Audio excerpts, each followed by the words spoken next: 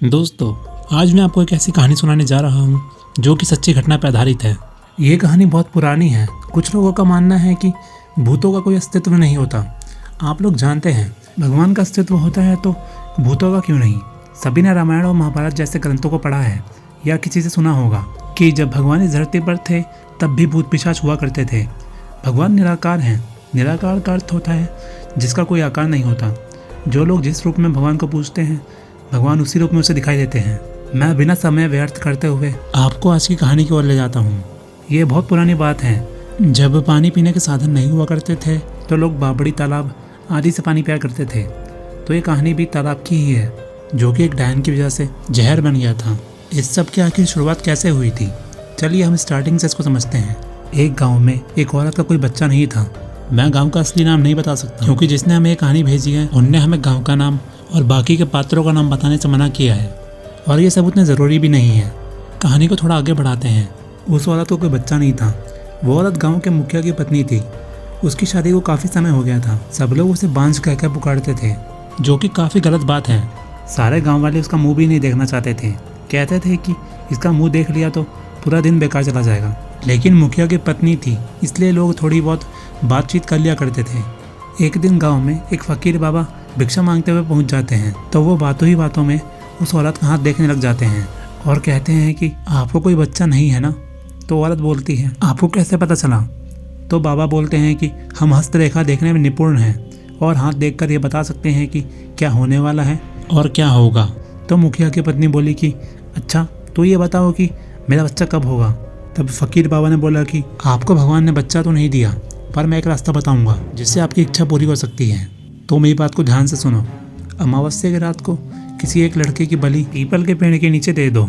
जो बच्चा अपने माँ बाप का इकलौता पुत्र हो, और उसके खून से अपने बाल धोना, और मैं जो मंत्र बता रहा हूँ वो बोलना। फिर एक लोटे में उस कुएं का पानी भरकर उसमें उसके शरीर की 2 बूंद खून मिलाना और खुद पी लेना, और उस लड़के के सिर के बाल अपनी साड़ी की गांठ में बांध लेना। ऐसा करने से तुम्हें एक पुत्र अवश्य प्राप्त होगा। इतना कहकर वो वहाँ से भिक्षा लेकर चले गए। उस दिन के ठीक 3 दिन बाद अमावस्या थी। उस औरत ने वही किया जो उस बाबा ने बताया था। उसने अपनी देवरानी के लड़के की बलि दे दी और खून की 2 बूंदें पानी में मिलाकर खुद पी लिया, और उसके सर के कुछ बाल काटकर अपनी साड़ी की गांठ में बांध लिया और बिना पीछे मुड़े अपने घर आ गई। सुबह गांव वालों को पता चला कि मुखिया के भाई के बेटे को किसी ने मार के फेंक दिया है। जब ये बात मुखिया और उसके भाई ने सुनी तो वो लोग नंगे पैर दौड़ पड़े। धीरे धीरे सारा गाँव इकट्ठा हो गया। उस लड़के की माँ का रो रो के बुरा हाल हो गया था। तब किसी व्यक्ति ने हिम्मत जुटाकर उस सिर को धड़ से जोड़ा और उसे नदी में बहाने की सलाह दी। वैसा ही किया गया। लोगों ने उस लाश को पानी में बहा दिया। सब लोग यही कह रहे थे कि किसने किया है ये सब कैसे हुआ। सब लोगों के लिए घटना चिंता का विषय बन गई थी। जब मुखिया घर पहुंचा तो क्या देखता है कि उसकी पत्नी तो पकवान बना रही थी। वो बहुत खुश नजर आ रही थी।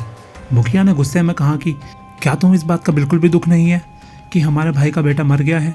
वो पहले ऐसी नज़रों से देखी जैसे कि उसे ही मार डालेगी। फिर कहने लगी, लड़का उसका मरा है, मेरा नहीं, तो मैं क्यों शोक मनाऊं। और हंसने लगी और कहने लगी कि तुम पागल हो, तुम्हें तो खुश होना चाहिए कि अब हमारा भी पुत्र होने वाला है, और ये जानकर और खुशी होगी कि इस जायदाद का अकेला वारिस होगा। इतना बोलकर वह ज़ोर ज़ोर से हंसने लगी। ये सब देखकर मुखिया सराहा नहीं गया और उसे जान से मारने के लिए तलवार उठाने चला गया।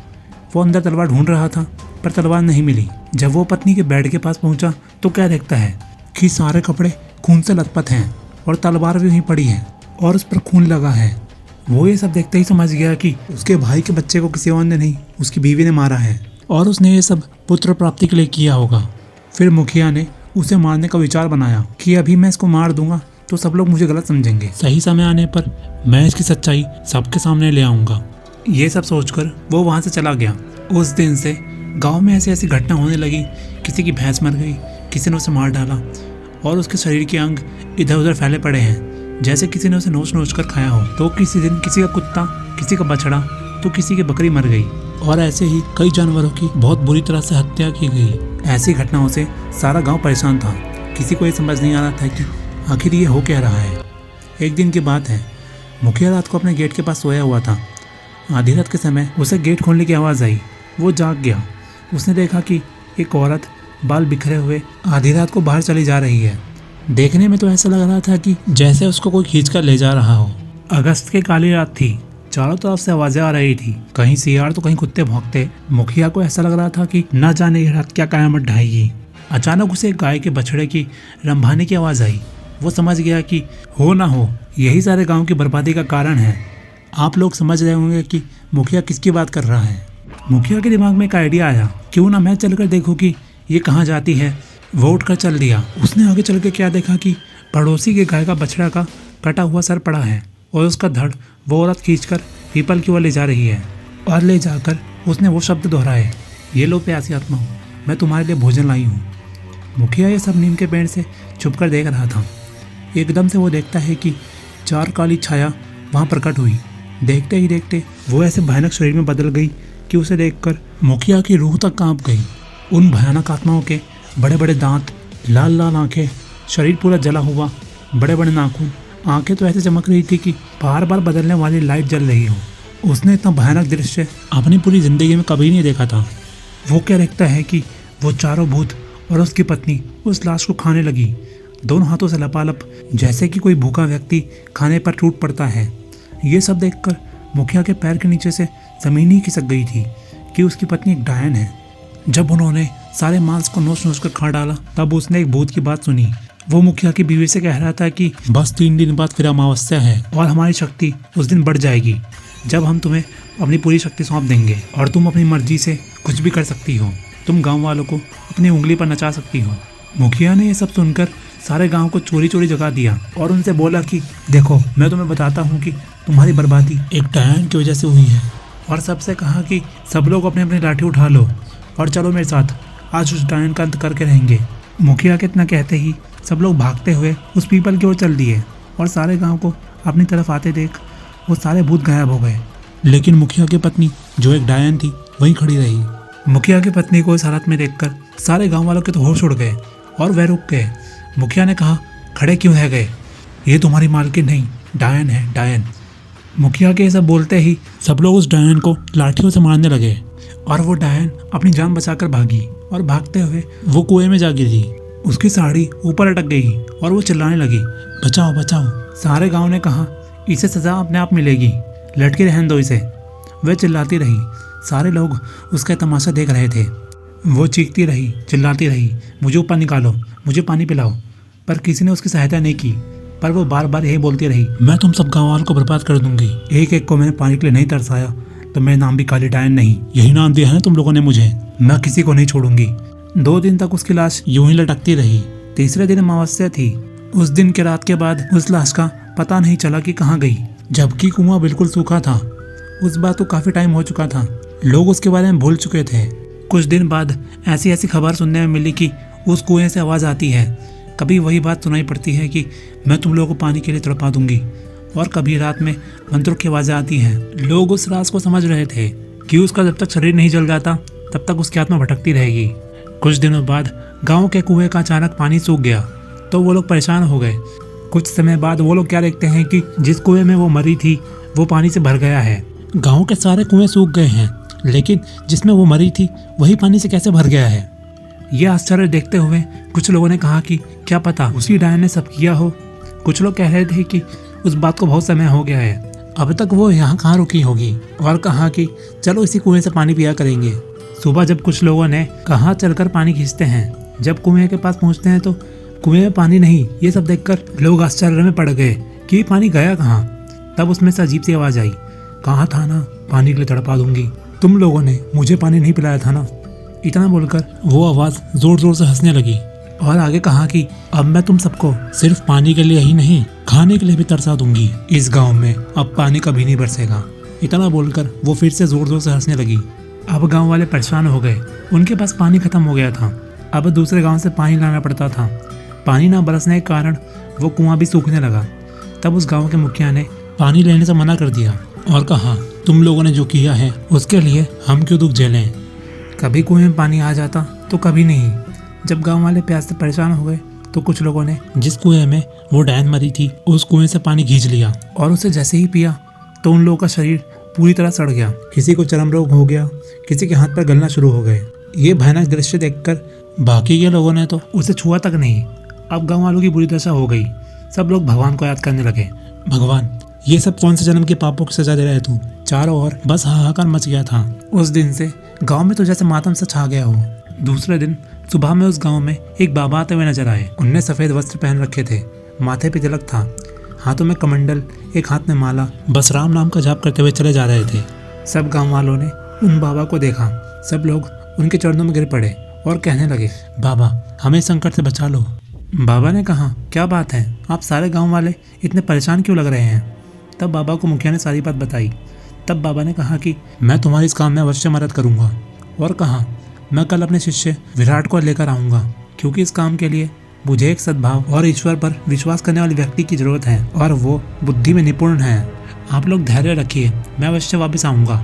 ये कहकर बाबा वहां से चले गए। दूसरे दिन सूर्योदय होने से पहले बाबा अपने शिष्य विराट के साथ उस गांव में पहुंच गए। सब लोगों ने बाबा को प्रणाम किया। बाबा ने कहा कि कुछ लोग जाकर पूजा का सामान लेकर आओ, मैं यहाँ पर हवन करूंगा। और अपने शिष्य से कहा कि तुम इस कुएं में अंदर जाकर उस डायन का अंत करोगे, और मैं तुम्हें कुछ ध्यान रखने वाली बातें बताता हूँ। इस कुएं में उतरने से पहले तुम्हें सच्चे मन से भगवान को याद करना होगा, और बिना मुंह में पानी जाए नीचे उतरना पड़ेगा। अगर तुम्हारे मुंह के अंदर ये कुएं का पानी हल्का सा भी चला गया तो तुम्हारी वही मृत्यु हो जाएगी, और तुम्हें इस कुएं की गहराई यानी पाताल तक पहुंचना पड़ेगा। ध्यान रहे, ये काम सूरज डूबने से पहले खत्म करना पड़ेगा, क्योंकि सूरज के डूबते ही उस डायन की शक्तियाँ 4 गुना बढ़ जाएंगी। ध्यान रहे कि सबसे पहले डायन के बाल काटने हैं, जिससे वो कमज़ोर पड़ जाएगी। जब वो पूरी तरह से कमज़ोर पड़ जाए तब भगवान का नाम लेकर ये खंजर जो मैं तुम्हें दे रहा हूँ, इससे उसको मार देना और उसके शरीर को जला देना, और मैं यहाँ यज्ञ करके तुम्हारी मदद करूँगा। उनका शिष्य तो समझ गया, लेकिन कुछ गांव वालों ने पूछा, बाबा इस कुएं में तो पानी है, पानी में लाश कैसे चलेगी? तब बाबा ने बताया कि वो पाताल लोक में अपने घरों की तरह रह रही है, वहाँ भी आत्माएं और भूत प्रेतों के घर हुआ करते हैं। बाबा के इतना सब बताने के बाद गाँव वालों को समझ में आ गया। बाबा ने अपने शिष्य से कहा कि अब देर मत करो, तुम जल्दी जाओ। तब उनका शिष्य ने भगवान का नाम लेकर उस कुएं में कूद गया, और इधर बाबा मंत्रों से यज्ञ करने लगे। जब विराट वहाँ पहुँचा तो क्या देखता है कि काफी बड़ा खंडर है और कहीं से मंत्रों की आवाजें आ रही हैं। तो वो जाकर देखता है कि एक औरत जिसके बाल बिखरे हुए हैं वो आग में आहुति दिए जा रही है। जैसे ही विराट उसके पास पहुंचा तो उस औरत को पता चल गया, और वह पीछे मुड़कर देख के बोली, कौन हो तुम और यहाँ क्यों आए हो? तब विराट अपना नाम बताते हुए बोला कि मेरा नाम विराट है और मैं गाँव वालों की तरफ से तुम्हें मारने आया हूँ। विराट की बातें सुनकर वो औरत जोर जोर से हंसने लगी और बोली कि तुम मारोगे? तुम एक साधारण मनुष्य हो, तुम मेरा कुछ नहीं बिगाड़ सकते। गांव वालों ने तुझे भेजा है और तू मारने चला आया। लौट जा और अपने प्राण बचा ले मुझसे, नहीं तो। उस डायन की बात काटकर विराट बोला, नहीं तो क्या तुम मुझे मार डालोगी? वो डायन बोली, समझदार हो। तब विराट बोला, तू अपने प्राण बचाना चाहती है तो इस गाँव और उस कुएं को छोड़ के चली जा, नहीं तो मुझे तुझे मारना होगा। उसने इतना कहकर जैसे ही उसके ऊपर उसे मारने को झपटा, वो एकदम से गायब हो गई और उसका वार खाली निकल गया। अब बस उसे उसकी आवाज़ सुनाई दे रही थी। अब वो क्या करे? वो ये सब सोच ही रहा था कि उसके पीछे से उस डायन ने विराट को ऐसा मारा कि विराट का सिर दीवार से टकराया और वो वहीं बेहोश हो गया। तभी उसे उसके गुरु की आवाज़ सुनाई दी, बेटे अपनी आत्मा की शक्ति से देख और भगवान का ध्यान लगा, तुझे सब कुछ नजर आएगा। विराट ने भगवान का ध्यान करके आंखें खोली तो उसे वो डायन दीवार से छिपी नजर आई और उसके बाल दिख रहे थे।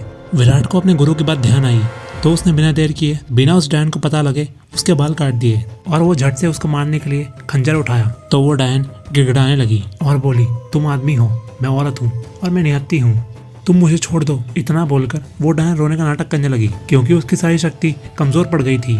पहले तो विराट को उस पर दया आई, लेकिन जब गाँव वालों के दुख को याद किया तो उसने देर न करते हुए वो खंजर उसके सीने में उतार दिया और उस अग्निकुंड में उसके शरीर को जला दिया। तो उस डायन की आत्मा चीखती चिल्लाती हुई बोली, मैं वापस आऊंगी, मैं वापस आऊंगी, और उस कुएं के ऊपर से निकल गई। जब गांव वालों ने उस आत्मा को देखा तो वो लोग डर गए। तब बाबा ने कहा कि अब कोई डरने की बात नहीं है, इसका शरीर खत्म हो चुका है और अब ये आप लोगों का कुछ नहीं बिगाड़ पाएगी। और गाँव वालों ने विराट और बाबा को धन्यवाद दिया। तब बाबा ने बोला कि अब इस कुएं का पानी सुरक्षित है, आप लोग बिना डरे इसका इस्तेमाल कर सकते हैं। इतना बोलकर बाबा और विराट वहाँ से चले गए। दोस्तों, कहानी इतनी थी। कहानी काफ़ी लंबी हो गई। उम्मीद करूँगा कहानी आपको पसंद आई होगी। कहानी आपको कैसी लगी कमेंट सेक्शन में जरूर बताइएगा। अगर कहानी आपको अच्छी लगी हो तो एक लाइक और एक सब्सक्राइब करना ना भूलें। अगर आप भी अपनी कहानी हम तक भेजना चाहते हैं तो हमारा इंस्टाग्राम अकाउंट आपको स्क्रीन पर दिख रहा होगा, मैं उसकी लिंक आपको डिस्क्रिप्शन बॉक्स में दे दूँगा। आज के लिए बस इतना ही। आपसे फिर मुलाकात होगी एक सच्ची डरावनी कहानी में। तब तक के लिए आप अपना ख्याल रखिएगा।